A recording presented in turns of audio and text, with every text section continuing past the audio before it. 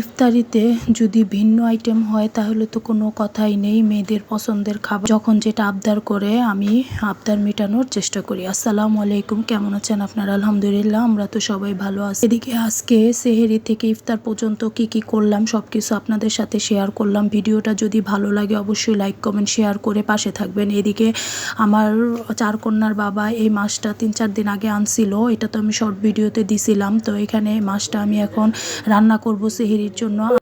আর ইফতারিতে রান্না করব হালিম। তো এখানে আমি পায়া নিয়ে নিছি, কিভাবে রান্না করতেছি আপনারা তো দেখতেছেন। এখানে আদা রসুন বাটা, পেঁয়াজ, হলুদ, মরিচ, তারপর রাঁধুনি হালিম মিক্সের যে মশলাটা থাকে ওইটা দিয়ে দিছি, গরম মশলা দিয়ে দিলাম। আমি আজকে খাসির নলি দিয়ে এই হালিমটা রান্না করব। এই হালিমটা আমার কাছে খুবই ভালো লাগে, আমার মেয়েরা অনেক পছন্দ করে, মানে আমাদের ঘরের সবাই পছন্দ করে।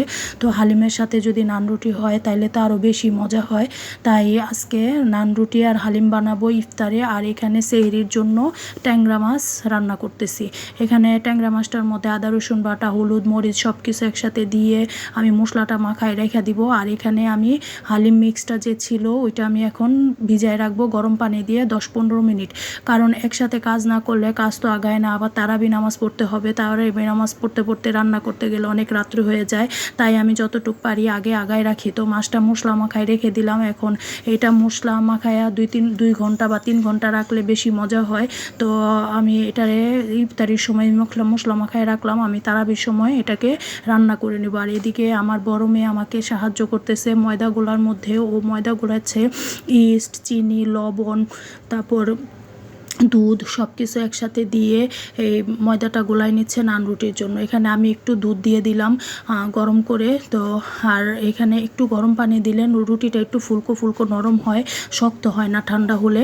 তো এখানে এই তো গোলাটা গোলায় রেখে আমি মেয়ের আনতে চলে গেছিলাম বেচে আইন না। এখানে এখন নান রুটিগুলি বানায় নিচ্ছি। এখানে এই তো গোলাগুলি করে নিছি, আর এখানে নান রুটিগুলি সব বানায় নিচ্ছি। 2 চুলায় দিয়ে দিব একটু পরে। এই তো 2 চুলায় 2টা দিয়ে দিলাম তাড়াতাড়ি করার জন্য, যাতে দেরি না হয়। ইফতারি প্রায় সময় হয়ে গেছে। তো এখানে ইফতারি রেডি করে ইফতারির মধ্যে আমি আগে চিড়া খেয়ে নিলাম। এখন এই তো দই আর চিড়া আজান দিয়ে দিছে, তাড়াহুড়া করে দই চিড়া খেয়ে নিলাম।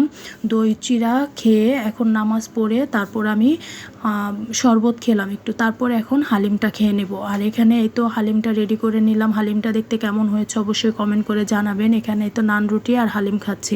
নিজের ঘরের তৈরি জিনিস খেতে তো আহা কি মজা। আর আপনাদের যদি মানে খেতে ইচ্ছা করে অবশ্যই এরকম করে বাসায় বানায় খেয়ে দেখতে পারেন। আমার কাছে তো খাসির নলি দিয়ে হালিম খুবই ভালো লাগে।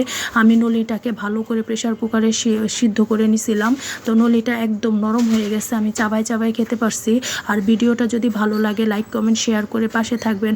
আর ইউটিউব পেজ থেকে দেখে থাকলে সাবস্ক্রাইব করে দিবেন। আসসালামু আলাইকুম।